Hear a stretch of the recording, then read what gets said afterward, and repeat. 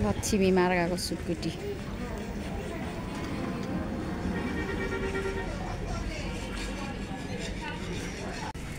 नेवारी खाजा घर तथा सेकुवा टोङबास होलसेल पसल नम्बरका लागि यसमा सम्पर्क गर्नुहोला। है ताजा ताजा सुकुटीहरू पाइन्छ यहाँनिर।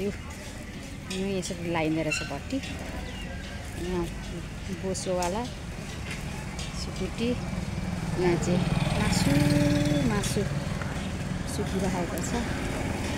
भट्टी चाहिँ ओभर दामी लाउँदो रहेछ। आगोमा पाइन्छ है, घाममा सुकाएको होइन यो। आगोमा पाइने सुकुटी यहाँनिर यसरी बसोमा पाकिरहेको छ।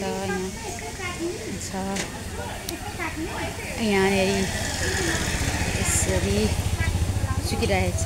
उता मासु सुकुटीको लागि सुकिरहेको छ। यसरी तयार गरिन्छ। भट्टी लाउनु रहेछ दाइले। त्यहाँ सुकुटी नै सुकुटी। ल सबैतिर सुकुटी नै सुकुटी।